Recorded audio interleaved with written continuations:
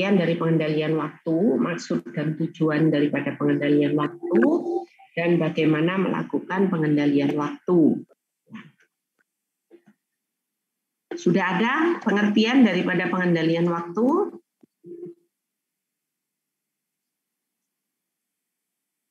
Sudah ya? Pengendalian waktu itu yaitu mengendalikan proyek sedemikian rupa supaya proyek itu selesai tepat waktu, tidak mengalami keterlambatan, ya. Dan yang bertanggung jawab di dalam pengendalian waktu itu adalah PM, dibantu oleh SEM dan SOM, ya. Nah, untuk mencegah keterlambatan ini, PM dibantu oleh SEM dan SOM merencanakan pelaksanaan setiap kegiatan dengan cara membuat master schedule, ya bisa dibuat dalam bentuk bar chart, kurva S, atau dalam bentuk network planning. Bisa CPM atau PDM, ya. Jadi ditambahi bisa CPM atau PDM. Nah, tujuannya apa? Kenapa harus membuat master schedule ini? Ya, untuk menentukan jalur kritis dari pekerjaan tersebut. Karena di dalam pengendalian waktu ini, fokus utama pengendalian waktu adalah pada jalur kritis, yaitu pada kegiatan-kegiatan yang ada pada jalur kritis. Ya. Kenapa fokusnya pada jalur kritis? Karena jalur kritis itu menentukan durasi proyek. Jika pada kegiatan pada jalur kritis mengalami keterlambatan, maka secara otomatis waktu penyelesaian proyek juga akan terlambat. Nah, jika proyek terlambat, dampaknya itu banyak, bukan hanya kepada waktu penyelesaian yang molor, tetapi dampaknya juga kepada biaya, mutu, dan K3L-nya. Ya, kepada biaya, karena waktunya molor, maka kemungkinan biaya bertambah. Karena terburu-buru mengejar keterlambatan, maka kemungkinan mutu pekerjaan akan menurun sehingga kualitas proyeknya menjadi lebih rendah daripada yang ditentukan. Dampaknya kepada K3L kemungkinan dengan terburu-burunya mengejar pekerjaan yang belum diselesaikan tadi supaya segera selesai, maka bisa menimbulkan kecelakaan kerja. Ya. Jadi karena kurang hati-hati dan sebagainya. Ya. Sehingga apabila proyek terlambat itu dampaknya bukan hanya kepada kontraktor saja, tetapi kepada owner dan kepada masyarakat, ya itu juga akan berdampak. Ya. Kepada owner akan kehilangan kesempatan untuk memanfaatkan hasil bangunannya apabila proyek terlambat selesainya. Kepada kontraktor pun kena denda dan juga kontraktor kehilangan kesempatan untuk mengikuti tender-tender proyek-proyek yang lainnya. Kepada masyarakat juga bisa kehilangan kesempatan untuk memanfaatkan proyeknya tersebut, apalagi kalau proyeknya bersifat sosial yang menangani masyarakat, contohnya proyek rumah sakit. Ya, proyek rumah sakit kalau tertunda selesainya, maka manfaat kepada masyarakat akan tertunda juga sehingga rumah sakit tidak dapat digunakan dan pihak rumah sakit akan merekomendasikan masyarakatnya ke rumah sakit yang lainnya ya yang sudah siap bangunannya. Nah, untuk menjaga ya supaya proyek itu nantinya tidak mengalami keterlambatan, maka diperlukan pengendalian. Ya, di antaranya adalah pengendalian waktu. Karena ini menurut penelitian ya dari beberapa orang mengatakan bahwa hampir 80% proyek yang dikerjakan itu mengalami keterlambatan. Jadi dari 100 proyek yang dikerjakan 80% mengalami keterlambatan. Dan keterlambatan itu terjadi pada pekerjaan-pekerjaan yang berulang yang sama. Ya, dari proyek-proyek itu sama pekerjaan-pekerjaannya itu yang mengalami keterlambatan. Dan faktor-faktor yang mempengaruhinya pun juga sama katanya, ya. Artinya hampir sama. Nah, kenapa seperti itu? Bisa jadi pengalaman-pengalaman yang sudah dilakukan sudah dialami oleh kontraktor itu tidak dijadikan pelajaran untuk proyek-proyek selanjutnya. Atau mungkin karena faktor-faktor yang mempengaruhi itu sulit diprediksi, sulit dipelajari oleh kontraktor, oleh pihak-pihak yang terkait. Bisa jadi seperti itu. Kita tahu sifat proyek itu adalah unik, bersifat sementara, banyak melibatkan orang, banyak melibatkan material, banyak melibatkan peralatan, sehingga dan berdiri di atas permukaan tanah. Kadang ada proyek-proyek yang ada di bawah muka tanah. Nah, itu faktor-faktor tersebut mungkin ya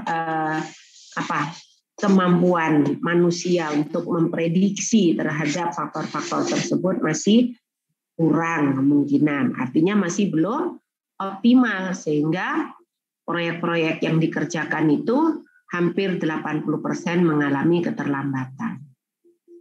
Nah, ini penelitian dari Budi Suwanda menyatakan bahwa faktor-faktor yang mempengaruhi keterlambatan proyek itu yang pertama terkait dengan material, ya. Kita tahu material itu banyak sekali digunakan dalam pelaksanaan proyek, baik jenisnya maupun kuantitasnya. Apalagi sumber material itu juga bermacam-macam, ya. Kemudian keterlambatan terkait tenaga kerja. Tenaga kerja juga bermacam-macam, baik dari sifatnya atau moralnya, sikapnya, keterampilannya, motivasinya itu berbeda-beda, ya. Sehingga dengan perbedaan-perbedaan tenaga kerja yang digunakan itu bisa menimbulkan keterlambatan terhadap pekerjaan, ya. Karena target produktivitas yang sudah direncanakan mungkin tidak bisa tercapai. Apalagi terkait mungkin tenaga kerja itu kalau diawasi dia rajin, kalau tidak dia santai-santai saja misalnya. Kemudian keterlambatan terkait peralatan. Peralatan yang digunakan itu harus direncanakan dengan baik.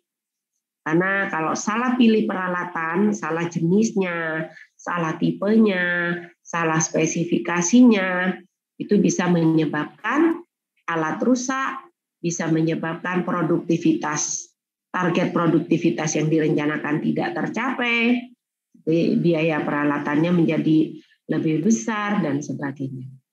Kemudian perencanaan yang tidak sesuai.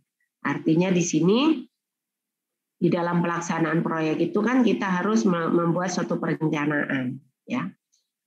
Misalnya buat project planning yang kita buat itu tidak sesuai, gitu ya. Bisa jadi perencanaan desain detailnya yang tidak sesuai juga atau kurang lengkap dan sebagainya. Kemudian lemahnya kontrol waktu proyek. Jadi waktu pelaksanaan proyek itu kurang diperhatikan dengan betul, jadi tidak terkontrol. Ya, kita nggak tahu kapan mulainya pekerjaan ini, kapan selesainya. Kapan harus mulai pekerjaan, kapan harus selesai. Bentar ya.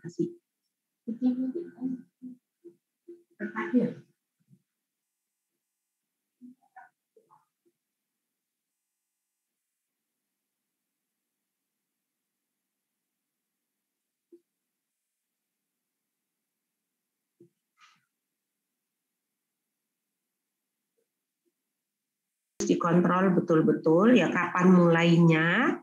Ya, setiap pekerjaan kapan mulainya, kapan selesainya, start date dan finish date dari setiap pekerjaan itu harus selalu terkontrol untuk mengantisipasi proyek itu tidak terlambat, ya. Kemudian keterlambatan subkontraktor. Kadangkala di dalam pelaksanaan proyek ada pekerjaan-pekerjaan non utama, ya, bukan pekerjaan-pekerjaan utama, ya, tidak boleh itu subkontrakkan. Jadi pekerjaan-pekerjaan bukan pekerjaan utama boleh disubkontrakkan. Nah, kadangkala subkontraktor itu menjadi penyebab, ya, penggunaan subkontraktor itu menjadi penyebab keterlambatan proyek. Ya, nah oleh karena itu dari pihak kontraktor harus betul-betul mengontrol pekerjaan subkontraktor, baik dari jenisnya, kualitasnya, kuantitasnya, serta waktu dan biayanya harus dikontrol oleh kontraktor supaya tidak mempengaruhi terhadap keterlambatan proyek ini. Kemudian koordinasi yang lemah. Jadi karena di dalam pelaksanaan proyek itu banyak pihak yang terlibat, ya, sehingga diperlukan koordinasi yang baik, komunikasi juga harus baik. Karena komunikasi lemah ini juga mempengaruhi terhadap keterlambatan, bisa jadi menyebabkan kesalahan pekerjaan, ya, sehingga akan menyita waktu untuk membongkar pekerjaan yang salah dan memperbaikinya, juga menambah biaya. Kemudian pengawasan yang tidak memadai. Pengawasan yang tidak memadai itu bisa jadi dipengaruhi oleh kompetensi dalam melakukan pengawasan, mungkin kurang, ya.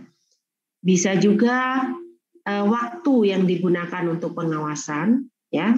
Bisa juga metode di dalam melakukan pengawasan, sehingga menyebabkan hasil pengawasan tidak memadai. Kemudian metode pelaksanaan yang tidak sesuai. Nah, di dalam project planning metode pelaksanaan itu harus disusun, ya. Nah, metode pelaksanaan yang ditentukan oleh kontraktor itu harus mendapat persetujuan dari pihak owner, ya.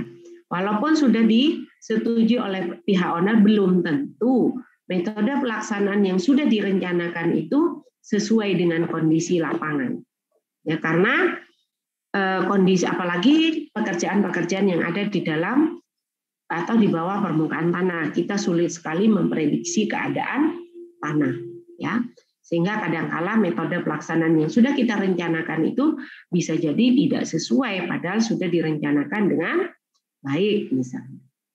Kemudian kurangnya personil secara teknikal, ya. Jadi kadangkala kita sudah merencanakan tenaga kerja sekian, tapi tenaga kerjanya, ya, yang kita pakai itu mungkin kurang secara teknik, kurang memenuhi syarat, tetapi masih saja kita pakai misalnya. Itu bisa menyebabkan keterlambatan, ya. Kemudian komunikasi yang lemah tadi sudah. Kemudian ini ada penelitian pihak lain yang menyangkut terkait dengan keterlambatan proyek. Penelitian dari Abdul Majid dan Ronald. Ini dilakukan pada 900 organisasi proyek, baik di negara maju maupun negara berkembang. Berarti ini sudah penelitian skala internasional. Ini mengatakan bahwa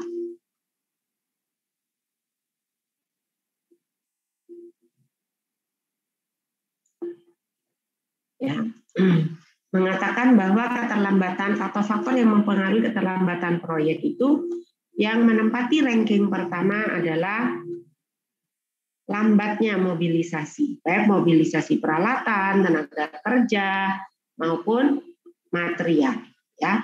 Yang sering adalah mobilisasi peralatan yang paling sering. Material mungkin material khusus seperti ini, ya. Kemudian apalagi tenaga kerja, mungkin tenaga kerja khusus. Kemudian kerusakan material atau material yang jelek, ini juga faktor material menyebabkan keterlambatan. Ini ranking kedua. Yang ketiga poor planning, ya, perencanaan yang jelek. Kemudian peralatan yang tidak tepat, ini mungkin, ya, atau peralatan yang rusak, menempati urutan keempat dan urutan kelima. Ya, kemudian supplier kontraktor ini menempati urutan keenam. Kemudian alokasi dana mungkin yang tidak memadai atau tidak mencukupi, ya, ini urutan ketujuh.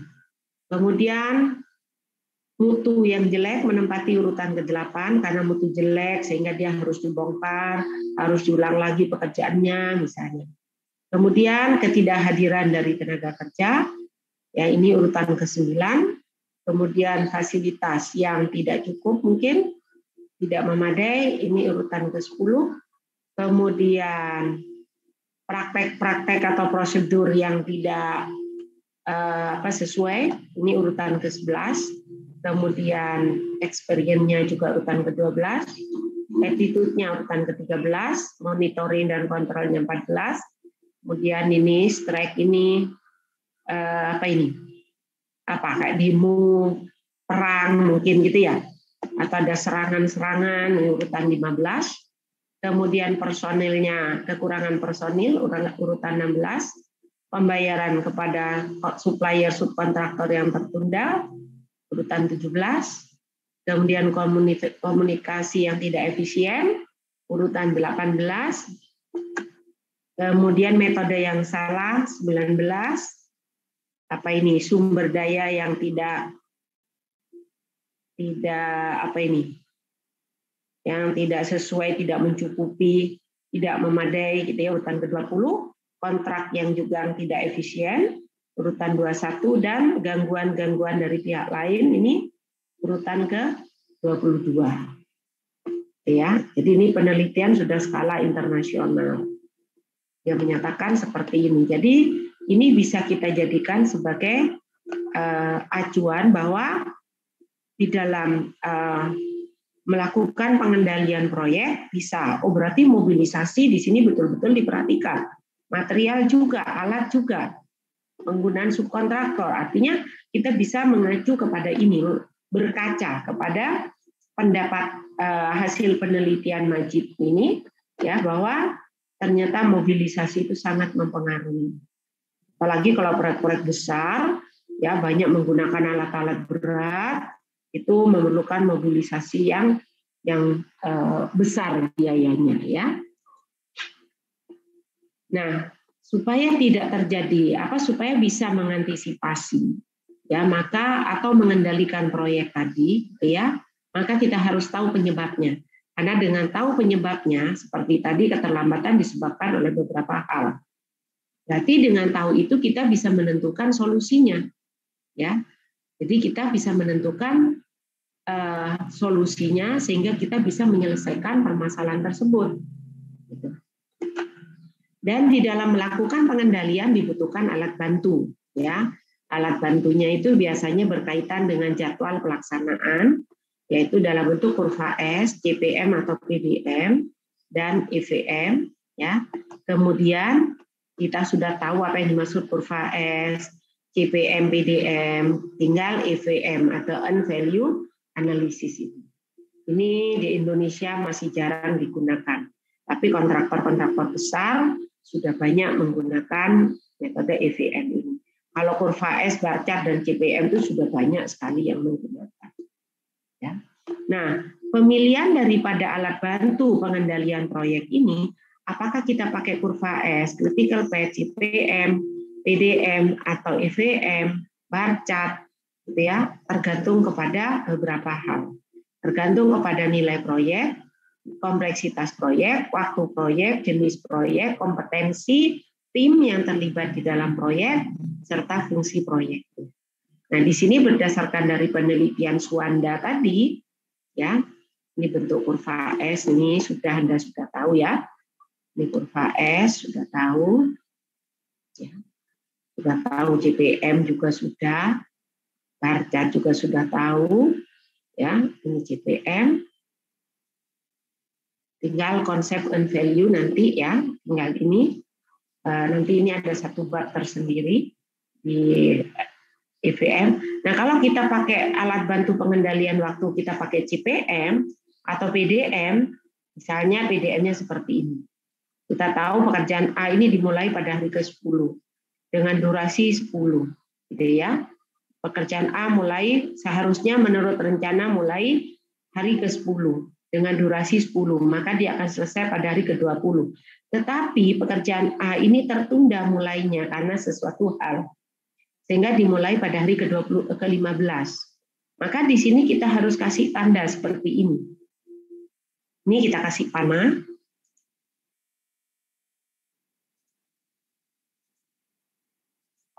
Kita kasih panah di sini. Kemudian kita kasih segitiga. Segitiga, kemudian di dalamnya kita tuliskan NET, ya. NET.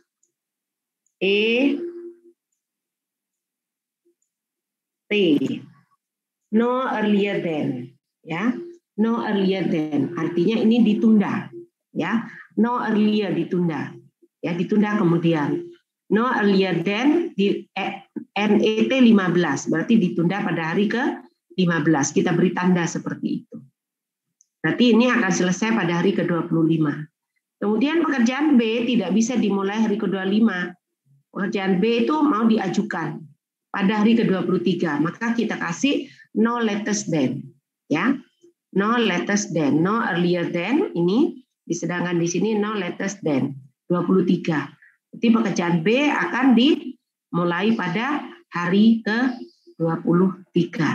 Kita tulis seperti itu kalau kita pakai alat bantu pengendalian waktu pakai CPM atau PDM. Tapi kalau kita pakai baca, tinggal kita tulis di bawahnya. Misalnya ini pekerjaan A1A, dimulainya di sini. Kita mulainya kita tunda, misalnya di sini. Berarti aktualnya kita buat di sini. Ya. Pekerjaan A1B ini, ya kita ajukan mulainya, bukan di hari ini, tapi hari di sini. Kita tinggal kita ajukan di sini mulainya. Sampai di sini aktualnya ya. Kita buat lagi seperti itu. Kalau di kurva S, ya tinggal kita gambarkan lagi kurva S aktualnya seperti apa. Anda sudah tahu bagaimana menggambarkan kurva S. Oke. Jadi fokus utama di dalam melakukan pengendalian waktu itu yaitu pada pekerjaan yang terdapat pada jalur kritis. Ya. Kemudian kalau kita pakai menggunakan konsep earned value atau EVM, earned value management atau earned value analisis, ya, ini digunakan metode ini digunakan untuk mengukur kinerja proyek, di mana kita bisa mengintegrasikan kinerja waktu dan kinerja biaya secara bersama-sama.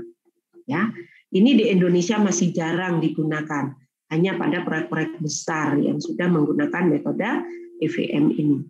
Ya, karena di dalam metode EVM ini nanti kita akan mengenal istilah cost varian, perbedaan biaya, perbedaan jadwal, cost performance index, indeks kinerja biaya, indeks kinerja jadwal, estimate at completion, perkiraan biaya untuk menyelesaikan proyek, varian at completion, berapa varian biaya atau varian waktu untuk dalam menyelesaikan proyek, ya. Gitu. Nanti ini kita belajar satu bab tersendiri, ya. Kemudian ini adalah kurva-kurva yang dibutuhkan di dalam metode konsep nilai hasil tadi atau EVM.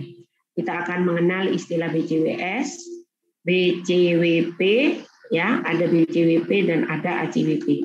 Misalnya kita melakukan monitoring pada periode ini, ya. Kita sudah punya BCWS yang merah, schedule-nya itu seperti ini. Kemudian kita punya BCWS seperti ini. Kemudian berdasarkan dari hasil pengamatan di lapangan, ya, sampai periode ini kita dapatkan actual cost untuk pelaksanaan pekerjaan, ya, yang hijau ini ACWP seperti ini. Berarti ACWP di bawah daripada BCWS. Ya, kita sementara boleh mengatakan bahwa biaya aktual lebih murah daripada yang direncanakan. Tapi kita belum tahu seberapa banyak hasil pekerjaan yang sudah diselesaikan. Nah, dengan mengetahui hasil pekerjaan yang sudah diselesaikan, maka kita bisa menggambarkan BCWP. Ya, jadi BCWP ini adalah hasil pekerjaan yang dilaksanakan dikalikan dengan anggaran pekerjaannya. Gitu ya. Kalau 100% misalnya di periode ini BCWS-nya anggarannya seperti ini. Ya. Tapi pekerjaannya sampai dengan periode ini kita bisa belum, misalnya target ini 60%. Tapi pekerjaan yang diselesaikan di sini belum 60%, baru 40%. Maka nilai BCWP-nya adalah 40% dikalikan anggaran ini. Maka ini diperoleh BCWP di sini. Berarti di sini kita akan mengatakan bahwa ya kinerja proyek itu jelek. Ya, walaupun ACWP-nya di bawah anggaran, di bawah rencana, tetapi hasil yang diperoleh di bawah daripada yang direncanakan. Harusnya selesai 60%, ternyata di sini selesai 40%. Wajar kalau biayanya lebih murah. Nah, dengan perkiraan-perkiraan dengan metode ini kita bisa memprediksi Ya, sampai periode ini pekerjaan selesai 40% menyerap biaya sekian, ya. Berarti kita bisa memprediksi berapa ya sisa biaya untuk menyelesaikan pekerjaan sisa. Ya. Berapa biaya yang dibutuhkan untuk menyelesaikan proyek di akhir waktu ini ketika proyek selesai. Sehingga kita bisa mendapatkan ya varian biaya ya saat proyek selesai, varian jadwal saat proyek selesai, kita bisa menentukan ya. Ini nanti kita belajar ya bagaimana kinerja proyeknya, apakah on budget, over budget, on schedule, over schedule atau under schedule atau under budget. Ya. Tapi ini EVM hanya mengukur kinerja waktu dan biaya saja. Kalau kualitas tidak, kualitas yang harus dilakukan pengujian di lapangan atau di laboratorium, baru kita bisa mengetahui kualitas proyek itu sesuai rencana atau tidak. Ini konsep and value, nanti ya dipelajari. Nah, kalau kita akan menerapkan konsep and value ini, ada 10 kriteria ya supaya ini bisa terselenggara. Ada komitmen manajemen, menetapkan lingkup proyek dengan WBS, menciptakan manajemen kontrol sel atau cost count-nya, ya, jadi masing-masing pekerjaan berapa cost-nya, menetapkan tanggung jawab fungsional untuk setiap bagian terkait, berarti di sini nanti kita punya project manajemen kontrol sel-nya, atau kita kalau kita buat di dalam struktur organisasi penanggung jawab pekerjaan ada OBS-nya, ya. Kemudian membuat and value baseline. Jadi nilai hasil rencananya itu berapa, ya?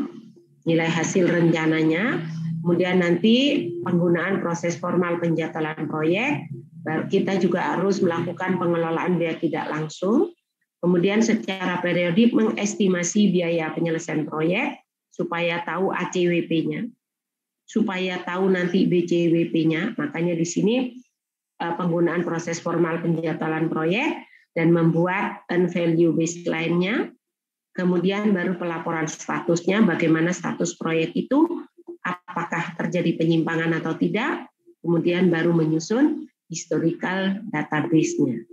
Ya.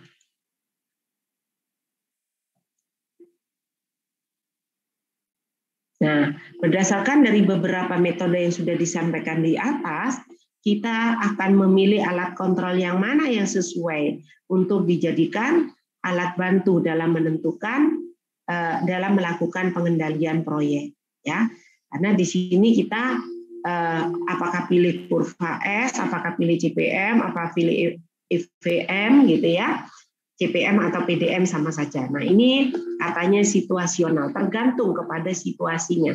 Ya, dan manfaatkan masing-masing alat, dan pahami manfaat dari masing-masing alat kendali ini.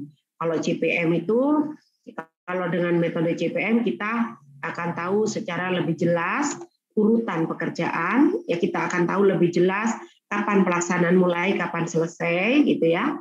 Kemudian kalau dengan kurva S kita akan tahu bagaimana prestasi kumulatif, rencana ataupun aktualnya. Gitu ya, karena kurva S itu menunjukkan kurva kemajuan pelaksanaan pekerjaan baik dalam bentuk rencana ataupun aktual, ya. Nah, di sini ada pendapat. Nah, ini berdasarkan dari penelitiannya Budi Suwanda, ini mengatakan bahwa penentuan metode itu bergantung kepada karakteristik proyek. Kalau nilai kontraknya kecil, berarti lebih cenderung menggunakan kurva S. Kalau sedang, kurva S dan CPM. Kalau besar, CPM dan EVM.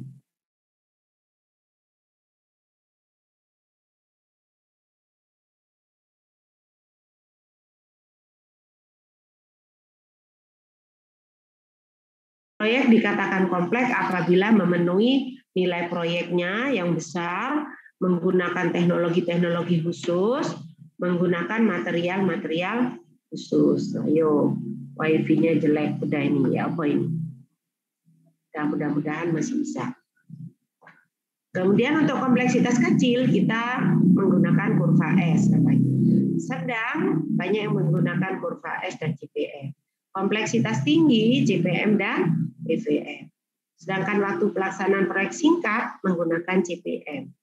Ya, karena CPM itu kan bisa memunculkan jalur kritis, sehingga kita lebih, kalau waktunya singkat itu kalau sudah tahu kegiatan-kegiatan kritis, tahu jalur kritis, berarti itu difokuskan, tidak boleh telat. Ya, kalau waktu panjang itu kita masih punya waktu untuk mengejar keterlambatan. Tapi kalau waktunya singkat, kita tidak punya waktu untuk mengejar keterlambatan. Ya, kalau waktu sedang pakai kurva S dan CPM, waktu panjang kita pakai kurva S dan EVM. Kalau jenis proyek pemerintah cenderung pakai kurva S, proyek swasta kurva S dan CPM, proyek internasional ketiga-tiganya, proyek non konstruksi lebih cenderung pakai CPM, karena untuk proyek-proyek yang non konstruksi itu kan kadang-kala bukan orang-orang sipil saja yang ini, dan mungkin mereka belajar kalau yang CPM ya. CPM, Critical Path Method, ya, atau PERT itu. Kemudian kalau kompetensi pelaku proyek kurang, sedang, dan tinggi, ini. Kalau kurang kurva S, sedang, kurva S dan CPM, tinggi, CPM dan EVM. Berarti EVM itu memang, ya, karena ini juga sudah termasuk metode-metode yang cukup baru, gitu ya, dan itu digunakan pada proyek-proyek yang besar. Karena menuntut tadi ada 10 kriteria ya supaya terselenggara ya metode EVM ini ya. Nah, ini ada contoh.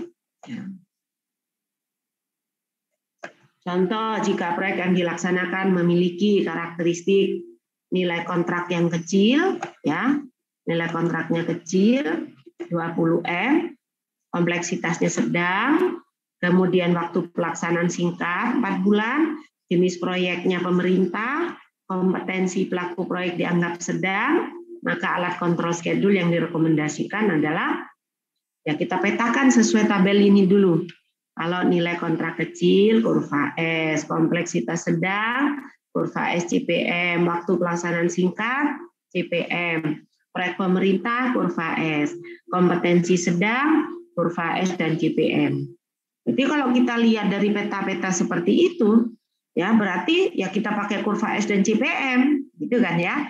Cuma di sini ada saran lebih didetilkan lagi bahwa untuk proyek ini sebaiknya menggunakan kurva S sebagai alat pengendalian secara formal dalam frekuensi mingguan.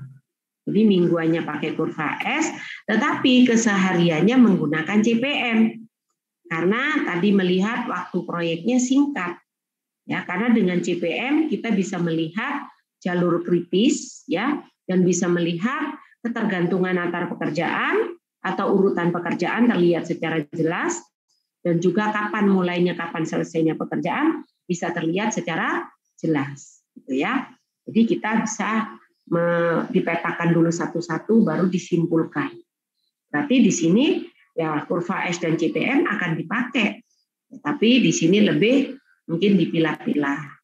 Ya, kalau kurva S, ya, nah dipakai secara mingguan, sedangkan CPM-nya dipakai untuk alat pengendalian dalam bentuk skala harian. Nah, sekarang pelaksanaan pengendalian waktu. Ini dilakukan dengan melakukan monitoring jadwal pelaksanaan proyek, yaitu membandingkan realisasi jadwal dan rencana jadwal. Berarti di sini kita akan melihat kapan pekerjaan dimulai, kapan pekerjaan selesai. Start date dan finish date-nya harus dicatat, terus dibandingkan dengan dengan rencana jadwal. Tinggal nanti diputuskan apakah terjadi penyimpangan apa tidak. Terus dicari kalau terjadi penyimpangan, apa penyebabnya, dicari. Ya. Ini adalah project monitoring, ya.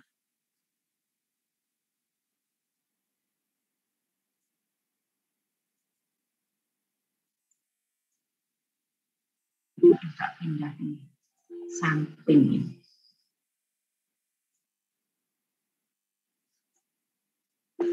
Ini project monitoring ya, kita akan melakukan project tracking, ya kita melakukan pengawasan, ya pelacakan di lapangan, dan nanti akan membandingkan ya antara rencana dengan aktual.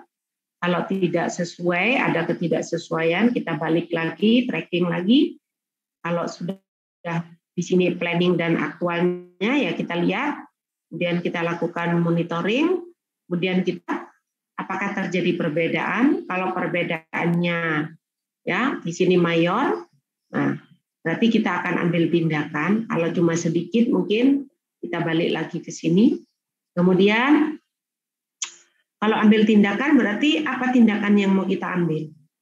Apakah perlu revisi jadwal, revisi perencanaan, atau tidak? Kalau tidak, berarti kan di sini ya berarti sudah selesai, tidak perlu melakukan revisi. Kita kerjakan sampai selesai. Ya. Nah, kalau revisi berarti kita balik lagi apa yang mau kita revisi? Pekerjaan-pekerjaan yang belum dikerjakan yang kita revisi. Ya, revisi jadwal misalnya. Ya. Kalau pekerjaan yang sudah dikerjakan kan tidak bisa dirubah, ya. Kalaupun dia telat ya sudah. Tapi pekerjaan-pekerjaan yang belum dikerjakan bisa kita rubah. Ya, kita perpendek durasinya sehingga kita bisa mengejar keterlambatan. Nah, dalam monitoring jadwal pelaksanaan bisa digunakan alat bantu, pakai kurva S, ya pakai MS Project atau pakai CPP, pakai PDM boleh ya. Belum ditulisin. Jadi MS Project itu bisa MS Project itu nanti kan arahnya ke bar chart dan kurva S ya. Bar chart dan network. Nah, MS Project ini bisa digunakan untuk mengatasi kelemahan-kelemahan yang ada di kurva S karena kurva S itu kan sifatnya statis. Sedangkan MS Project bisa diupdate gitu ya. Nah, perlu kita pikirkan bahwa kurva S yang kalau kita pakai metode kurva S seringkali kita mendapatkan ya bobot atau kurva S aktual itu lebih besar daripada kurva S rencana sehingga kita akan mengatakan progresnya lebih cepat gitu ya. Padahal itu kenyataannya kalau belum tentu kenyataannya ya kalau kita pakai metode EVM nanti. Ya, nanti kita akan tahu. Tapi sementara ini Anda boleh mengatakan kalau kurva S aktual ada di atas kurva S rencana, berarti progres lebih cepat, gitu ya. Nah, seperti yang kita belajar dulu di penjadwalan dulu, di kelas berapa dulu? Kelas 3 atau kelas 2 dulu? Kelas 2 ya dulu ya, penjadwalan dulu. Kelas 3 ya, kelas 2 ya dulu ya, di penjadwalan ya. Tapi nanti setelah belajar EVM, kita tidak boleh langsung mengatakan seperti itu, tergantung kepada BJWP-nya. Ya. Jadi ini sudah, ini nanti akan dijawab nanti. Nah, prinsip sederhana di dalam melakukan pengendalian waktu, ini dulu. Nah, kadangkala kita pada saat melakukan evaluasi atau pemeriksaan ditemukan penyimpangan, adanya keterlambatan. Itu dibahas di dalam rapat, baik rapat internal maupun rapat eksternal. Kalau dalam rapat internal biasanya yang diundang ya pihak-pihak kontraktor itu sendiri, termasuk supplier dan subkontraktornya apabila ini menjadi penyebab daripada keterlambatan, termasuk mandor. Kalau rapat eksternal yang diundang adalah pemilik dan pihak yang mewakilinya, konsultan pengawas, konsultan CM misalnya. Nah, ini prinsip sederhana di dalam pengendalian waktu, yaitu menjaga agar realisasi start date dan finish date sesuai dengan rencana dan pengendalian pelaksanaan pengendalian waktu ini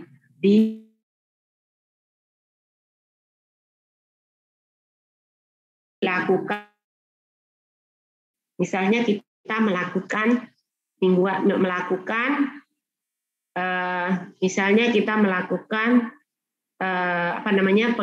pelaporan monitoring pada minggu ketiga misalnya gitu ya. Berarti yang kita laporkan adalah minggu ke-1, ke-2 dan ke-3. Ternyata hasil monitoring sampai dengan minggu ketiga di situ diketahui bahwa ada pekerjaan minggu ketiga yang terlambat, yang belum diselesaikan. Ya, berarti sisa pekerjaan yang belum terselesaikan tadi harus diselesaikan, ini prinsipnya begini ya, harus diselesaikan pada minggu berikutnya supaya tidak menyebabkan keterlambatan proyek ya. Jadi pekerjaan yang terlambat pada minggu ini harus dikejar minggu depannya sampai selesai supaya tidak menjadi penyebab keterlambatan selanjutnya atau supaya keterlambatan itu tidak bertambah banyak. Gitu ya. Nah, prinsip yang ketiga, agar dibiasakan ya menggunakan prinsip mencapai minimal on schedule. Ya, harusnya kan on schedule, on budget, on quality, gitu kan ya, sama zero accident. Nah, di sini minimal karena ini pengendalian waktu ya, berarti harus punya prinsip ya mencapai on schedule. Ya, agar tidak terjadi akumulasi keterlambatan pekerjaan pada akhir proyek. Jadi ada 3 prinsip. Start date, finish date, diperhatikan, harus sesuai rencana, pekerjaan yang terlambat, ya karena target pengendalian jadwal itu adalah mingguan, apabila ada pekerjaan yang terlambat pada minggu tersebut, maka diupayakan harus terselesaikan pada minggu selanjutnya. Kemudian yang ketiga prinsipnya harus mencapai minimal on schedule, ya. Harus tepat waktu.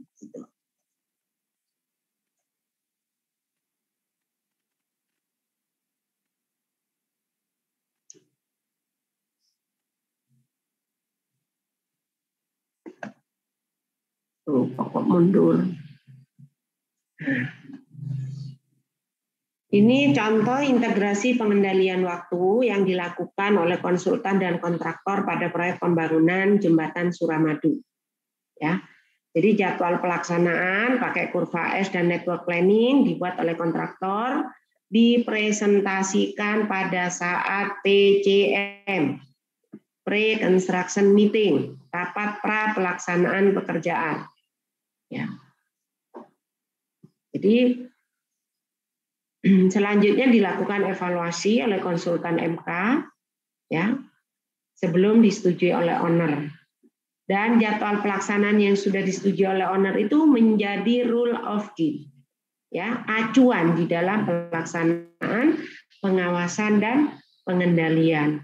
Setiap bulan dilakukan monthly set meeting yang dihadiri oleh owner, kontraktor dan konsultan, dan berdasarkan set meeting, ya, berdasarkan set meeting selanjutnya dilakukan tracking oleh kontraktor dan konsultan untuk mengukur performa kontraktor pada saat itu.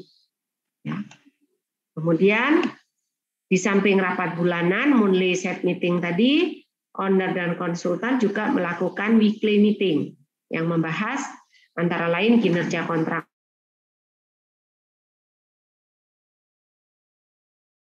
secara minggu. Tim inti kontraktor ini melakukan tracking progres mingguan berdasarkan laporan dari tim lapangan, ya, dari ini. Kemudian tracking internal ini bertujuan untuk sebagai early warning bagi kontraktor jika terdapat potensi keterlambatan pelaksanaan.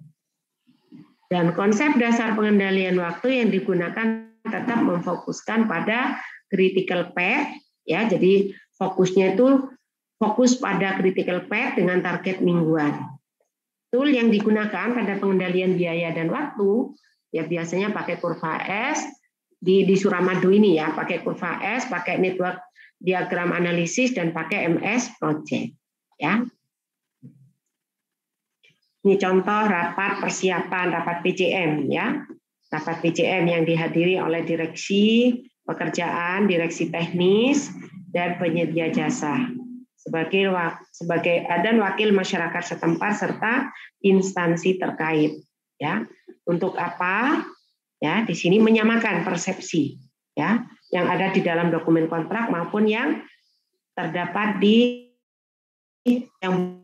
dalam dokumen kontrak. Nah, pelaksanaan PCM harus SPMK turun paling lambat, ya. Jadi lebih dari 7 hari tidak boleh. SPMK turun sekarang. Terus 10 hari kemudian baru rapat PCM, tidak boleh. Ya, selambat-lambatnya 7 hari sejak diterbitkannya SPMK. Rapat PCM ini dituangkan dalam berita acara yang ditandatangani oleh Direksi Pekerjaan, Wakil Pemilik, Wakil Direksi Pekerjaan, juga Wakil Pemilik, dan penyedia jasa kontraktor itu sendiri. Berita acara rapat persiapan pekerjaan menjadi bagian yang tidak terpisahkan dari dokumen kontrak yang berlaku.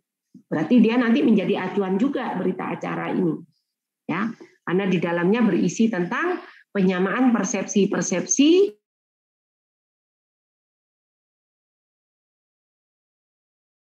ya. Nah, ini yang dibahas di dalam PCM. Ada 15 hal tentang struktur organisasi. Kalau berbicara struktur organisasi termasuk peran, tugas, dan tanggung jawabnya. Persamaan persepsi, usulan-usulan perubahan, pendekatan kepada masyarakat dan pemerintah, pembahasan prosedur administrasinya, presentasi kontraktor dalam rencana penanganan pekerjaan, melalui rencana mutu kontraknya seperti apa. Presentasi konsultan pengawas tentang prosedur pengawasan pekerjaan, pembahasan kendala yang diperkirakan akan timbul dan rencana penanganannya, serta penetapan masa berlakunya izin kerja, masalah-masalah lapangan, rencana pemeliharaan dan traffic manajemennya, pembahasan tentang tanggung jawab masing-masing unsur, dan pembahasan tentang pembayaran termin, fasilitas pendukung, dan hal-hal yang belum jelas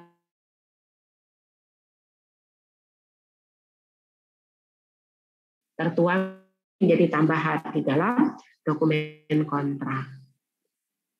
Nah, apabila saat PCM konsultan supervisi belum ada di lapangan, maka rapat persiapan tetap dilaksanakan, tetapi berita acara rapat persiapan ini harus disampaikan kepada konsultan supervisi untuk menjadi pedoman. Jika konsultan supervisi memiliki pandangan yang berbeda dengan hasil rapat, maka akan dilakukan rapat koordinasi berikutnya ya pada tahap selanjutnya sampai diperoleh kesepakatan ya persamaan persepsi tadi. Ya.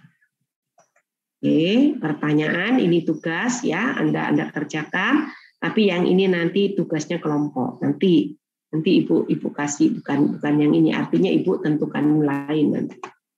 Oke. Ya. Kita lanjut yang kedua.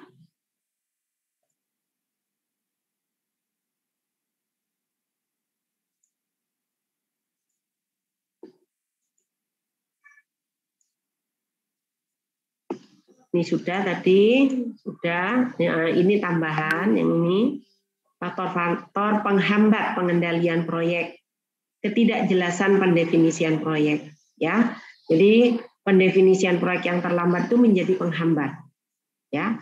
Karena di sini pada proyek dengan ukuran dan kompleksitas besar yang melibatkan banyak organisasi dan banyak kegiatan yang saling terkait, akan timbul masalah kesulitan koordinasi dan komunikasi.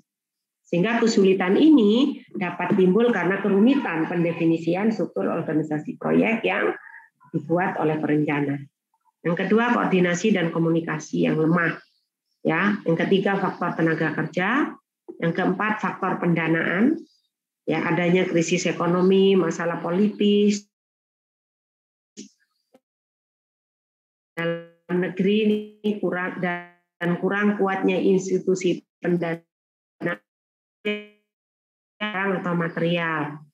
Ini juga menjadi penghambat di dalam pengendalian, pengadaan peralatan juga, ya. Kemudian pekerjaan konstruksinya itu sendiri, ya. Ini khususnya pekerjaan pondasi harus dilaksanakan lebih dahulu sampai mencapai tingkat 60% sampai 80%. Jika hal tersebut telah dilakukan, maka proses pemasangan atau pekerjaan mekanik baru dapat dilaksanakan kemudian. Ini contoh misalnya gitu ya. Ini contoh, baru pekerjaan berikutnya baru bisa, misalnya kita mau pasang apa itu? Ada pekerjaan gitu ya yang berkaitan dengan pekerjaan-pekerjaan di atasnya. Kalau pekerjaan pondasinya belum selesai, maka di atasnya tidak dapat dikerjakan, gitu ya. Kemudian faktor desain, faktor keamanan, gitu ya. Kemudian pengembangan komunitas juga iya ya. Nah, sehingga di sini perlunya sosialisasi proyek dan perekrutan tenaga kasar untuk menghindari dan mengurangi premanisasi dan anti proyek di sekitar proyek. Ya. Kemudian faktor infrastruktur juga, ya. Oleh karena itu peran informasi di dalam pengendalian itu penting, karena informasi itu menjadi data, ya. Sehingga ketepatan dan waktu daripada informasi itu menjadi sangat penting, ya, karena kita akan segera menilai, ya, menilai kinerja daripada proyek tersebut. Dan faktor-faktor pendukung kelancaran pengendalian proyek yaitu ketepatan waktu, akses antar tingkat, data dan informasi yang dapat dipercaya, serta pemutahiran data dan koordinasi serta komunikasinya yang bagus, gitu ya. Ini akan memperlancar pengendalian proyek. Data yang mutakhir itu juga akan mempermudah di dalam melakukan pengendalian proyek. Kalau ini organisasi secara keseluruhan yang terlibat di dalam pengendalian proyek, ya, pemilik, perencana, kontraktor, subkontraktor, mungkin dari pihak-pihak industri, pemasok, perusahaan-perusahaan fasilitas, PLN, PDAM, Telkom, dan lain-lain, ya.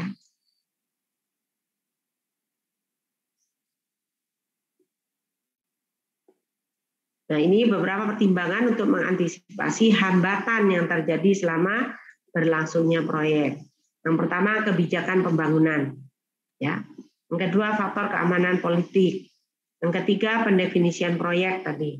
Yang keempat, koordinasi dan komunikasi serta SDM-nya. SDM-nya harus berpengalaman di bidangnya. Ya. Kemudian institusi pendanaan atau sumber pendanaan, spesifikasi teknis, pengadaan materialnya, dan perlu peningkatan anggota, ya, pengembangan komunitas yang tadi itu. Ini sudah dulu bahwa perencanaan yang baik itu akan, ya, berdampak kepada pengendalian yang baik, karena perencanaan itu menjadi acuan dalam melakukan pengendalian. Ini sudah memastikan apakah sesuai dengan alokasi waktu yang sudah direncanakan.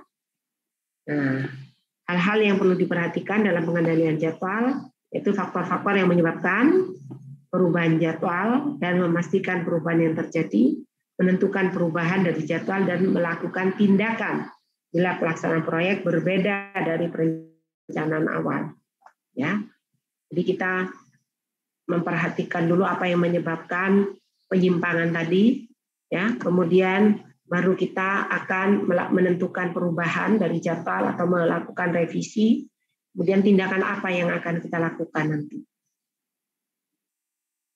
Ini cara melakukan pengendalian jadwal dilaksanakan dengan target mingguan, progres fisik, dan keuangan pelaksanaan pekerjaan diturunkan dari ini sudah, ya, sudah. Ini juga sudah. Ini contoh. Kadang-kala kita di dalam melakukan pengendalian jadwal ditemukan keterlambatan sehingga diperlukan percepatan, ya, dalam pelaksanaan. Nah, di sini misalnya, ya, waktu percepatan tadi bisa permintaan daripada pemilik, bisa karena kontraktor sengaja untuk mengejar keterlambatan atau ingin cepat proyeknya selesai, ya. Contoh, diperlukan tambahan sumber daya dalam melakukan percepatan durasi pekerjaan atau durasi proyek. Semula pekerjaan beton, ya, 1 dan 2 perlu backing 40 meter kubik. Dengan urutan beton 1 dicor dulu, kemudian beton 2 dicor dengan menggunakan backing bekas daripada beton 1. Karena waktu penyelesaian harus dipercepat, maka untuk beton 2 harus disediakan backing tersendiri. Tidak perlu menunggu beton 1, ya. Sehingga di sini perlu ada tambahan backing, ya. Jika beton 1 dan 2 itu tidak berhubungan, harus menunggu beton 1. Jadi tergantung juga kepada ini. Contoh, jika kapasitas dan sumber daya turun, pekerjaan galian tanah dengan cara manual menyebabkan keterlambatan. mana yang dipilih, tenaga yang ada disuruh kerja lembur atau menambah jumlah tenaga. Tentunya kerja lembur itu menurunkan produktivitas, ya, dan biayanya tinggi. Jadi mungkin lebih baik menambah tenaga kerja daripada lembur, ya. Tenaga kerja cuma tinggal bayar upah saja. Tapi juga menambah tenaga kerja tidak boleh semena-mena. Kita harus melihat pekerjaannya, harus melihat lokasi pekerjaannya. Kalau lokasinya sempit, tidak boleh menambah tenaga kerja seenaknya, ya, karena dengan jumlah tenaga kerja yang tidak seimbang, tidak sebanding dengan lokasi proyek, akan membuat jenuh tenaga kerja. Justru kejenuhan itu akan menurunkan produktivitas tenaga kerja. Ya. Oke, nah ini ada beberapa hal yang perlu diperhatikan, ya, upaya mencapai tepat mutu, tepat waktu, dan tepat biaya, yaitu memerlukan SPMK, karena setelah SPMK harus dilakukan PJM, ya. Kemudian diperlukan jadwal, ya, atau schedule, diperlukan PCM, diperlukan project quality plan, rencana mutu, diperlukan mobilisasi dan demobilisasi. Ya. Kemudian diperlukan review desain, ya. Jadi desain yang sudah dilakukan itu perlu direview kembali. Diperlukan advance payment, ya, pembayaran uang muka, ya, buku harian dan laporannya, kemudian show cost meeting, ini rapat pembuktian. Apabila diketahui ada keterlambatan, ada penyimpangan, maka perlu dilakukan rapat, ya, SCM ini. Kemudian pembayaran prestasi pekerjaan tambah kurang, perpanjangan waktu pelaksanaan. Nih, apabila terjadi perubahan daripada pihak owner, maka kontraktor berhak mengajukan perpanjangan waktu pelaksanaan, termasuk juga tambahan biaya, karena tadi ada permintaan daripada owner yang menyebabkan waktu bertambah dan biaya bertambah. Maka perubahan-perubahan pekerjaan tadi harus dicatat di dalam adendum kontrak ataupun di dalam amandemen kontrak, tergantung kapan perubahan itu terjadi, ya, karena adendum ataupun amandemen itu nanti akan dijadikan bukti di dalam kontraktor mengajukan klaim tuntutan atas ekstra waktu dan ekstra biayanya. Kemudian buku harian, ini jenis-jenis laporan, ada laporan harian, mingguan, bulanan, laporan insidentil, dan laporan pendukung lainnya. Tentunya Anda di semester kemarin sudah tahu apa isi laporan harian, mingguan, dan bulanan, ya.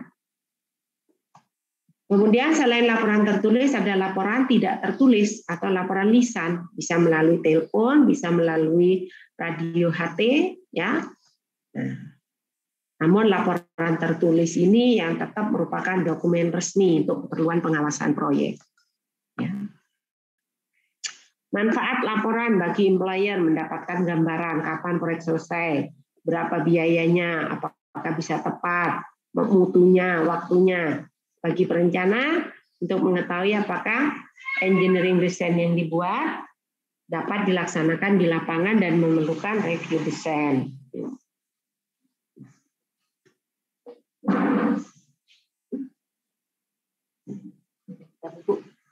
Tidur sini. Nah, Bu, ya.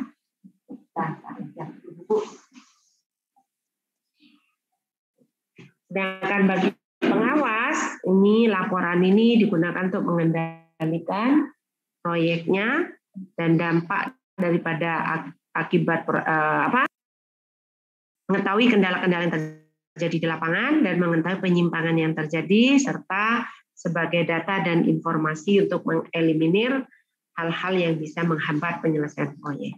Sedangkan bagi kontraktor, ini sebagai bahan masukan untuk mempersiapkan monthly sertifikat tagihan pembayaran nanti dengan mencatat secara akurat tentang volume bahan baku, ya, bahan yang diolah, bahan olahan, pekerjaan, ya, kemudian apa yang dibeli atau dipasang di lapangan dan disetujui oleh engineer dan konsultan, serta mengetahui posisi kemajuan pelaksanaan pekerjaan setiap saat yang akan dibandingkan dengan target penyelesaian proyek, serta merekam catatan yang berisi pendapat, ya, dan saran dari employer, engineer representatif, ya, pihak konsultan pengawas, konsultan MK, atau institusi lain yang mempunyai fungsi pengawasan. Kalau proyek pemerintah ada Itjen, ya, ada Itjen, ada BPKP, ada BPK yang melakukan kunjungan ke proyek, baik saran maupun aspek teknis maupun non teknis. Kemudian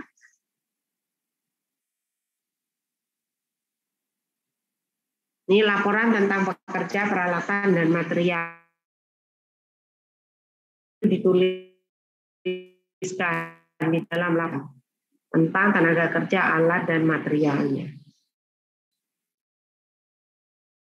serta kendala-kendalanya. Ya. Nah, buku harian ini merupakan kewajiban kontraktor yang berisi catatan pelaksanaan proyek. Ya, Anda sudah diajari apa isinya di dalam buku harian. Dan buku harian ini dijadikan sebagai alat untuk melakukan pengendalian proyek. Berdasarkan buku harian, kita akan mencatat, kita akan mengetahui pekerjaan apa yang dilaksanakan pada hari itu, kemudian dicek, disesuaikan dengan jadwal rencana, apakah benar mulainya, ya,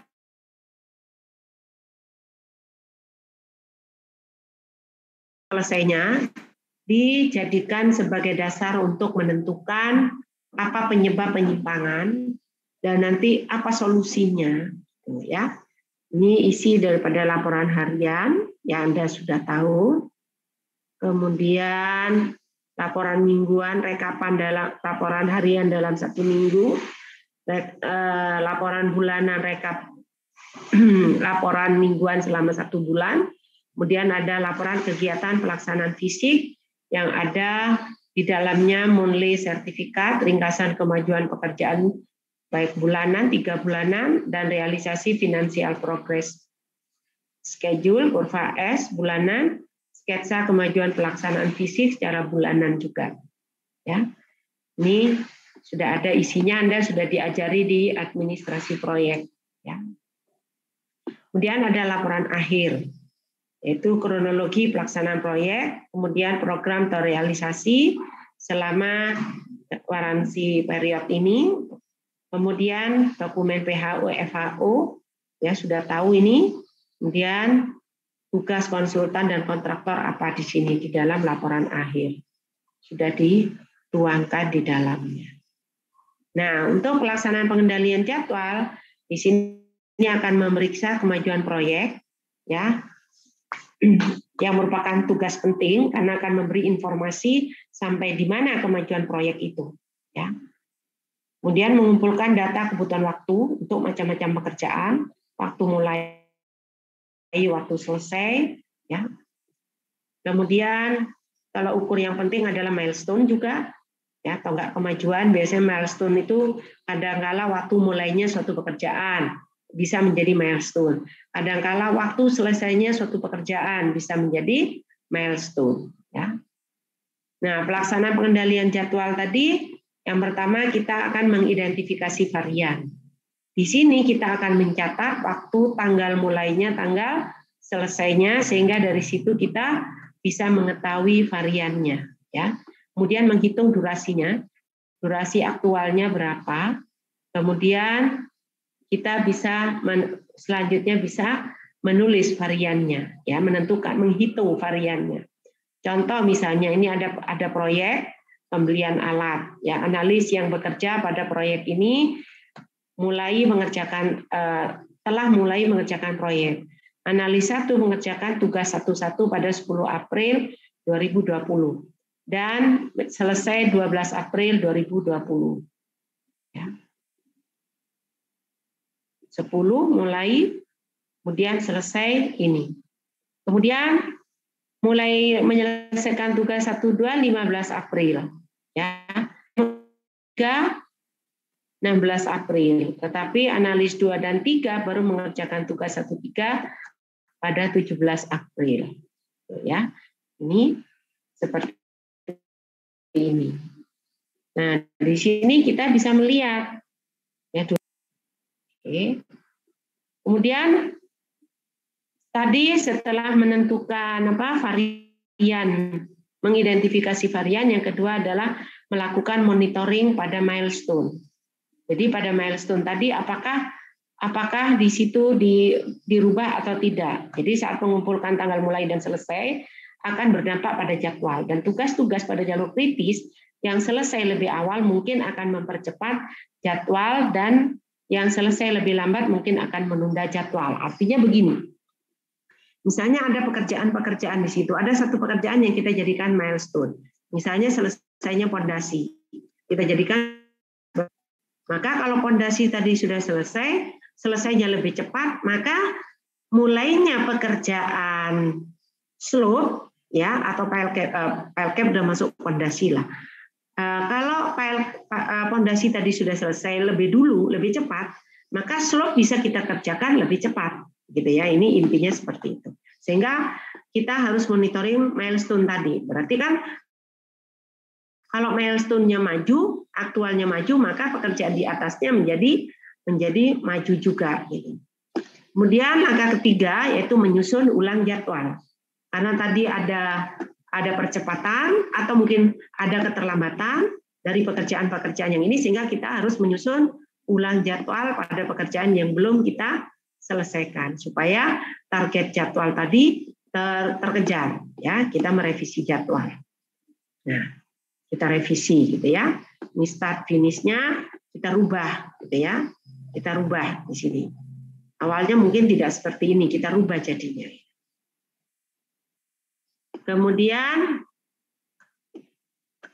menyusun ulang patokan. Tadi revisi jadwalnya, kemudian milestone-nya tadi kita susun ulang di dalam merevisi jadwal tadi. Kemudian memonitor lagi, ya, memonitor milestone tadi, apakah bisa sesuai apa tidak, gitu. Kemudian untuk menentukan varian jadwal di sini, ya, atau schedule varian, ya, sama dengan waktu aktual dikurangi waktu rencana. Apabila nilainya negatif, ya negatif, berarti pelaksanaan kegiatan lebih cepat. Karena aktualnya lebih kecil daripada rencana. Dikatakan ahead schedule. Apabila nilainya positif, berarti pekerjaan itu lebih lambat. Atau kita sebut sebagai over schedule. Apabila schedule variannya 0, berarti dia on schedule. Yaitu sesuai jadwal rencana. Oke. Ini langkah perbaikannya. Nah, ini tinggal direvisi. Nah, ini nanti ada pertanyaan, dijawab juga ini ya. Nanti apa tujuan dari perlunya memeriksa kemajuan proyek? Data apa saja yang perlu dipersiapkan dalam memeriksa kemajuan proyek? Jenis kegiatan yang bagaimana yang paling diutamakan dalam pengendalian jadwal? Ya, mengapa demikian? Ini ya. Data apa saja yang diperlukan dalam pengendalian jadwal? Untuk mengetahui adanya varian dalam jadwal pekerjaan, apa yang harus dilakukan ketika tanggal mulai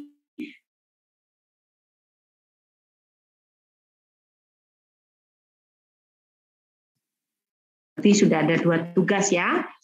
Ini tugas mandiri bukan kelompok. Oke. Kita lanjut. Ini nanti yang ada hitung-hitungannya. Yang ketiga.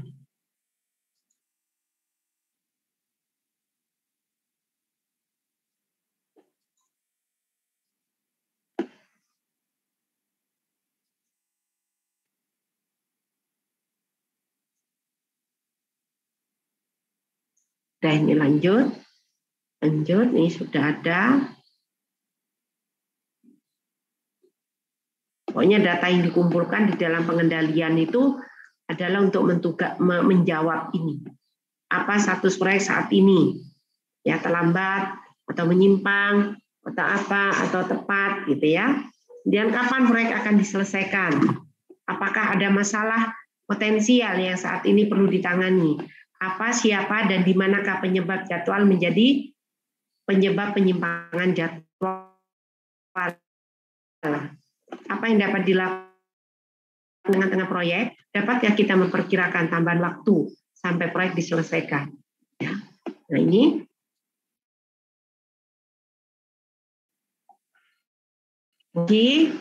tambahkan setelah menentukan data, ya apa yang dikumpulkan, langkah selanjutnya adalah menetapkan siapa, kapan, dan bagaimana data akan dirangkai.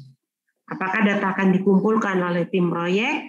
Apakah data diperoleh secara elektronis, seperti cash flow, jam tenaga kerja, alat, material yang tersedia? Apakah periode pelaporan adalah 1 jam, atau 1 hari, atau 1 minggu, atau 1 bulan, dan lain-lain?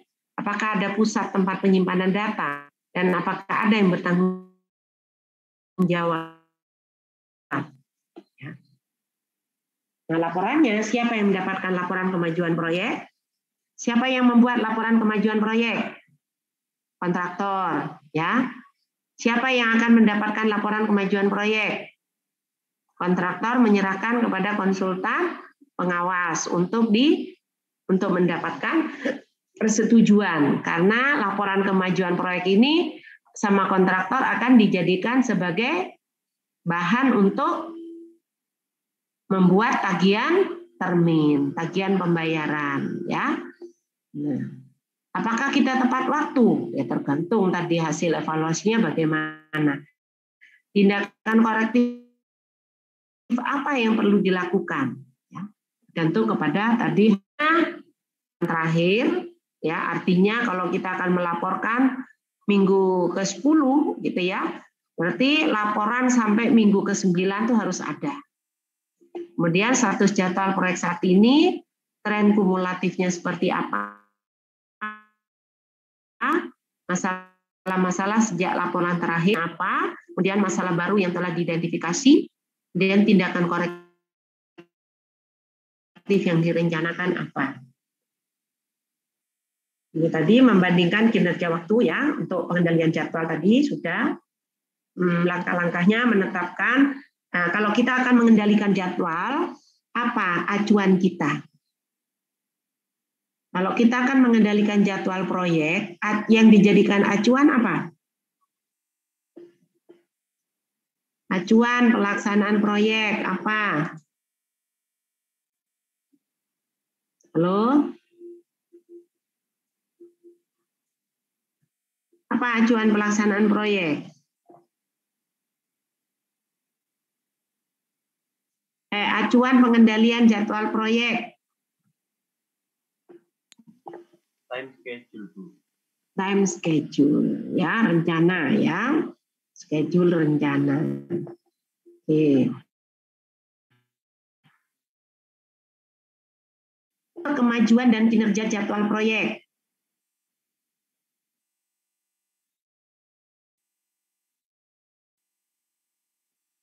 Bagaimana caranya? Melihat start date dan finish date setiap kegiatan. Ya, mengukur kemajuan jadwal. Ya, bagaimana caranya? Yaitu dengan cara mendata atau melihat waktu mulainya pekerjaan dan waktu selesainya pekerjaan, setiap pekerjaan, ya. Kemudian nanti dibandingkan dengan membandingkan rencana jadwal dengan waktu aktualnya. Jadi di sini mengukur atau mencatat waktu mulainya pekerjaan aktual dan selesainya aktual. Kemudian nanti membandingkan dengan rencana, baru nanti kita bisa mengevaluasi terjadi penyimpangan apa tidak. Kalau terjadi penyimpangan berarti mengambil tindakan. Ya. Rencana baseline itu dari schedule ya. Schedule pokoknya, dari rencana kok. Terus kondisi aktual sudah mengambil tindakan. Nah, ini tujuan utama pelaporan kemajuan, mengetahui semua penyimpangan negatif untuk menentukan apakah perlu tindakan korektif. Ya, bisa pakai bar chart atau kurva S atau pakai network planning tadi. Ya, kita bisa mengukur kinerja daripada jadwal proyek ini. Kalau dengan bar chart ya tinggal kita tambahkan ya, nanti mungkin di belakang ini mungkinnya nanti ya. Bagaimana kita mengukur? Nah ini ya. Kalau dengan bar chart di sini kita bisa melacak atau mengetahui kecenderungan kinerja jadwal dengan cara menambahkan waktu aktual dan waktu revisi pada bar chart dan membuat status proyek pada tanggal laporan dapat ditinjau ulang dengan cepat. Ini seperti ini. Ya, ini kan rencananya, baseline bar chart-nya atau ganjatnya seperti ini. Ini rencananya. Kemudian pekerjaan-pekerjaan realisasinya ya atau aktualnya dituliskan di bawahnya ini. Ya. Jadi ini kita copy bar chart ini, kita naikkan anunya, kemudian di bawahnya ini kita tambahkan realisasi pekerjaannya. Oh, ternyata pekerjaan A sesuai jadwal. Pekerjaan B juga sesuai jadwal. Pekerjaan C mulainya sesuai, tetapi selesainya lebih cepat. Ya kan? Dia butuh waktu aktual 3 minggu, padahal direncanakannya 4 minggu. Pekerjaan D direncanakannya 3 minggu, mulainya tepat waktu, tapi selesainya lebih cepat 2 minggu. Karena 1 minggu sudah diselesaikan. Pekerjaan E harusnya dimulai pada minggu ke-7, tapi dimulai pada minggu ke-6, berarti dia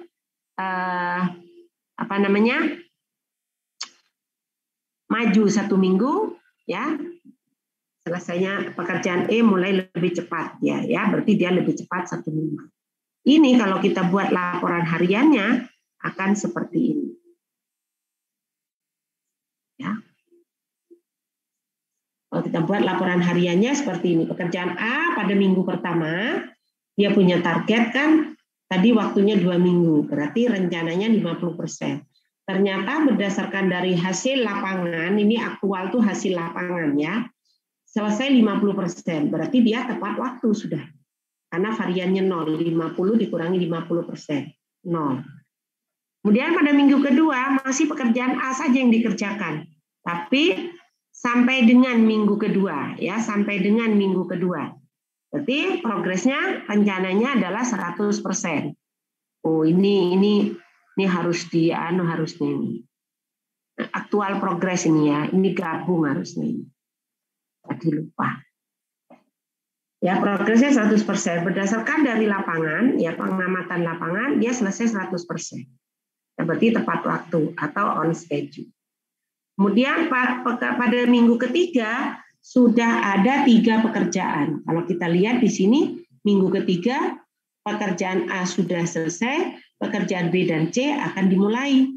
Ya, A selesai 100%, pekerjaan B durasinya 3 minggu, mulai minggu ketiga sampai minggu kelima. Berarti rencana prestasinya adalah 100% dibagi 3, jadi 33,33. Mulainya tepat pada minggu ketiga. Ya, tapi selesainya belum. Progresnya ternyata yang diselesaikan 33,33%. Berarti tidak ada varian. Pekerjaan C butuh 4 hari. Berarti targetnya 25%. Ya. Pekerjaan C dimulai minggu ketiga berdasarkan dari data di dalam tabel tadi.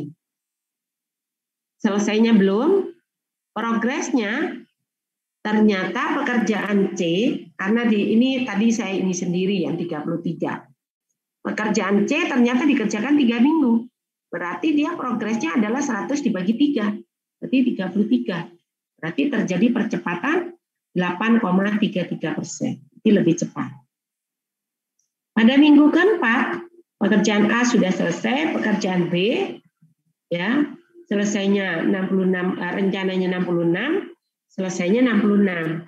Pekerjaan C rencananya 50, kan waktunya 4 minggu kan?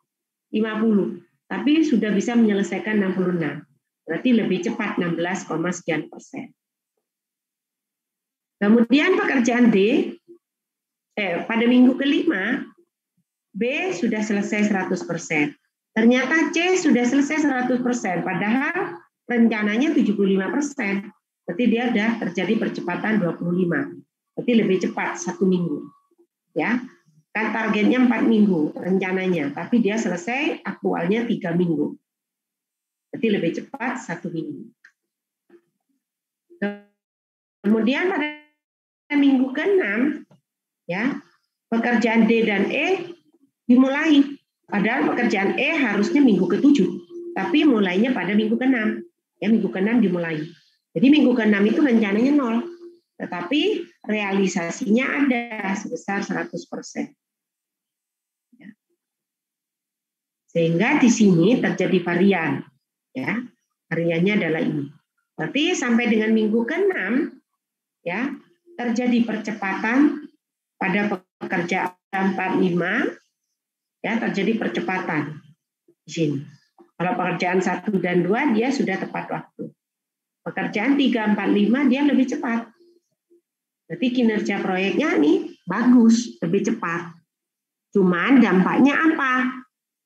Kalau pekerjaan dikerjakan lebih cepat, apa dampaknya? Akan mempengaruhi terhadap perencanaan alokasi dana. Mungkin persiapan dana menjadi kurang. Bisa jadi ya. Bisa jadi seperti itu. Jadi ini. Nah, ini kalau kita buat berdasarkan tadi bobot per pekerjaan, ya, bukan terhadap kumulatif. Tapi kalau misalnya saya buat, nah, ini ya, ini yang tadi, ini harusnya begini. Ini sudah saya share, nanti saya kasih. Ada di situ sudah saya share di Excel-nya ya, di Google Drive ada.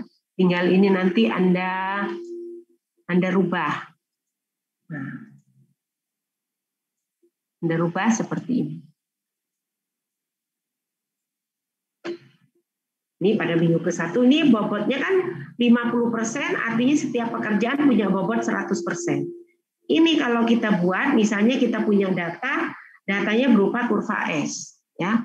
Biasanya kan kurva S itu bobotnya bobot pekerjaan terhadap seluruh pekerjaan, ya kan? Terhadap seluruh pekerjaan biasanya. Ini bobotnya 100.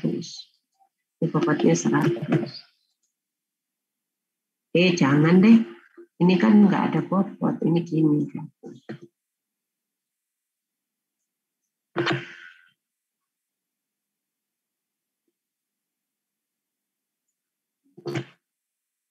Ada pekerjaannya.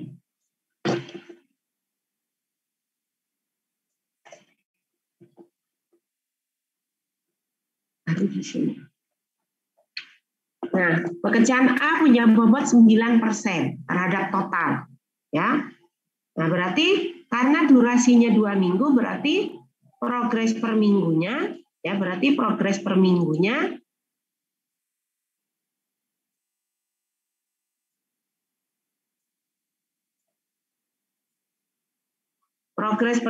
berarti 9 dibagi 2, yaitu 4,5.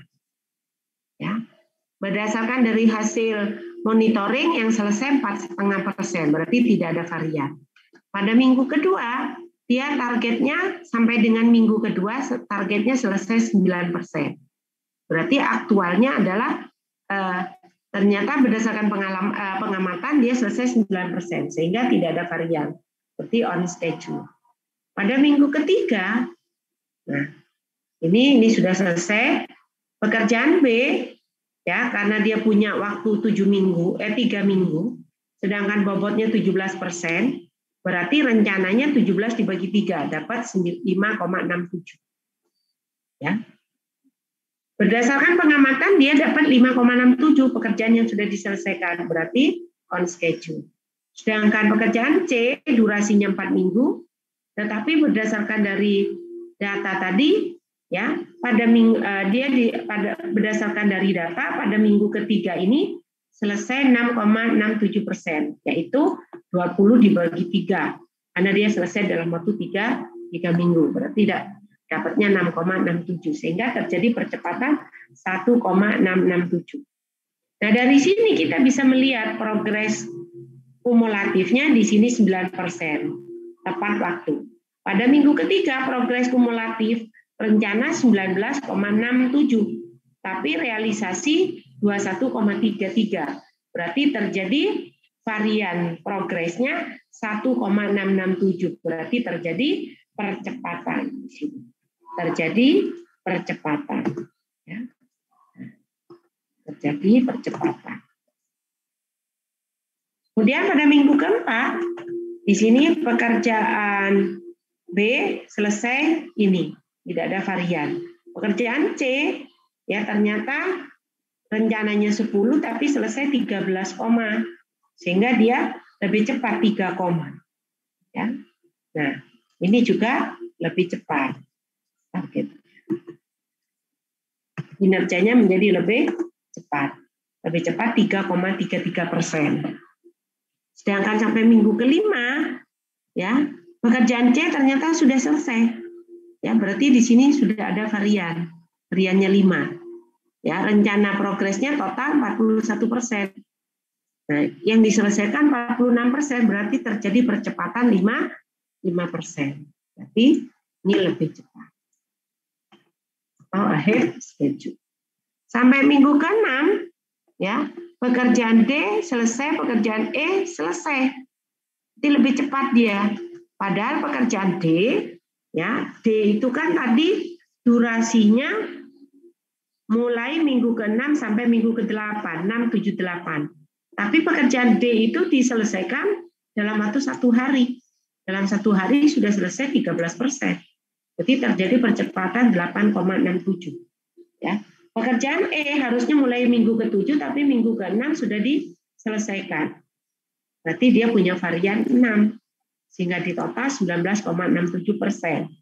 Berarti sudah terjadi percepatan 4 minggu. Ya, lebih cepat 4 minggu. Oke, sudah ya yang ini ya. Sudah kok, sudah di anunya sudah ada ya di Google Drive. Kita balik lagi tadi ke sini. Nah, ini sudah. Nah, sekarang Anda punya tugas besar ya, pengendalian jadwal atau pengendalian waktu. Tugasnya dikerjakan berkelompok, anggota 3 atau 2 orang. Yang kelas MRK 3 berapa orang? MRK 4 berapa orang? MRK 3 20 orang. 20 ya. 20 itu berarti ada 7 kelompok ya. Yang 6 kelompok 7 orang, yang 1 kelompok 2 orang. Kemudian MRK 4 ada 25 ya. Iya, Bu. MRK 4 ada 25. Berarti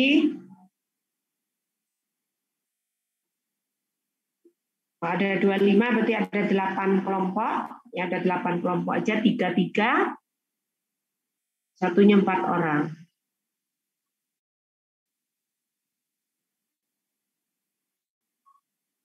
Apa 22 lah. Ada 9 kelompok, satunya 2-nya 2 kelompok 2-2. 25 ya. Gak iso ya 1 orang ya wes, sudah gak apa-apa wes. 1 kelompok 4 orang.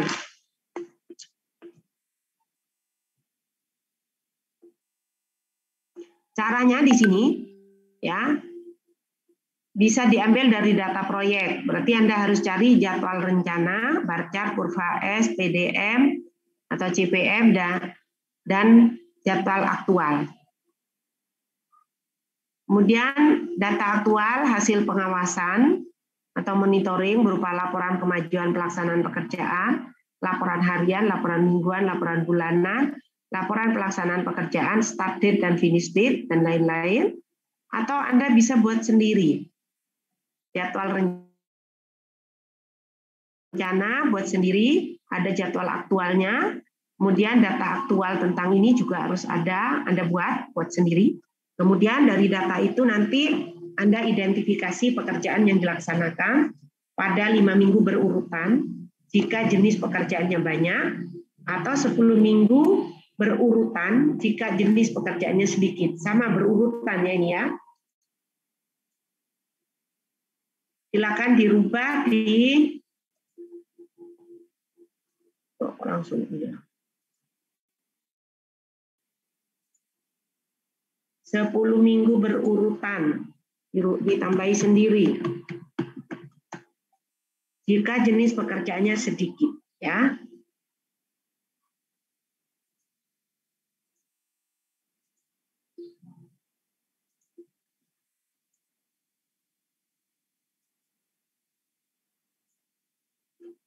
Kemudian identifikasi start date dan finish date, durasi rencana dan durasi aktualnya, hitung varian, ya varian durasi dan varian progres seperti yang contoh Ibu di atas tadi, tentukan kondisi penyimpangan atau tidak, on schedule, over schedule atau under schedule, identifikasi penyebab penyimpangannya, ya. Ini cari ya, berarti carinya penyebab penyimpangan itu dari laporan harian. Jadi penyebab penyimpangan itu diketahui di laporan harian. Kemudian tentukan alternatif solusi terhadap penyimpangan, berarti berdasarkan dari penyebab ini. Tentukan solusi terbaik, berarti berdasarkan dari alternatif ini. Pilih yang terbaik apa. Ya, tentukan kinerja waktu proyek pada akhir periode yang ditinjau.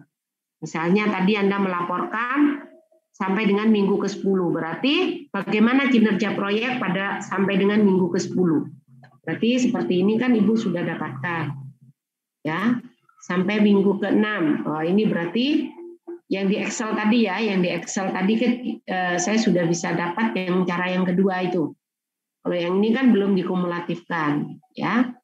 Nah, minggu ke-6 kita sudah tahu ternyata terjadi percepatan 4 minggu. Ya. Nah, seperti itu. Sudah ada pertanyaan dari sini? Sudah punya data-datanya? Belum, Bu. Belum, Bu. Belum, Bu. Apa mau buat sendiri, apa mau cari data proyek? Kalau buat sendiri, Anda dulu punya tugas jadwal itu. Tinggal dipilih. Ya, tugas penjadwalan. Tinggal ambil itu, tapi Anda harus buat laporan hariannya.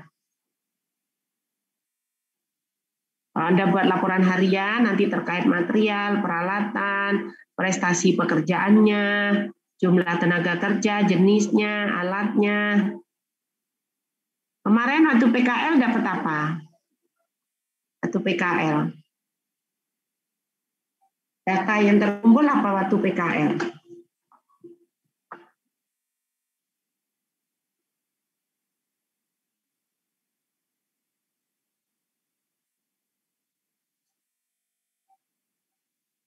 Warga absen dulu ya.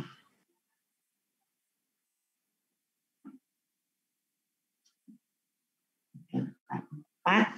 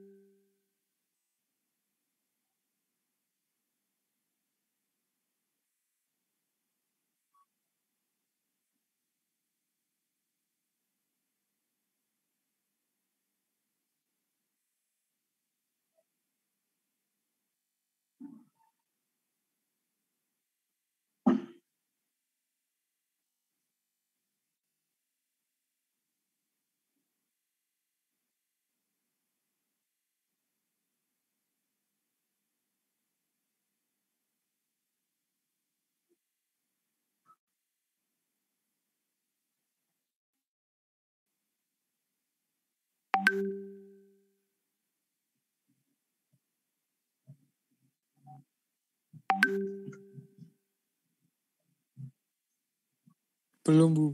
Belum. Kalau tugas pengendalian waktu yang hitung-hitungan itu nanti sampai terakhir ya itu kelompoknya sama. Silakan dibentuk kelompoknya ya. Ketua kelas silakan dibentuk terus nanti dikirimkan di Ibu Ya, kelompoknya dikirimkan di Google Drive tadi aja, di materi tadi. Di materi pengendalian waktu, kelompoknya dikirimkan di situ. Oke, kita tutup ya. Terima kasih. Assalamualaikum warahmatullahi wabarakatuh. Waalaikumsalam warahmatullahi wabarakatuh. Terima kasih, Bu. Terima kasih, Bu.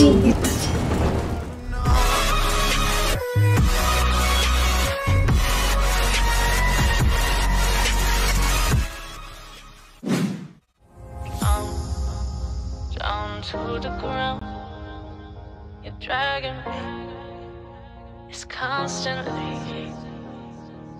No, I won't make a sound. I love the pain. It sets me free. It's wrong, I can't.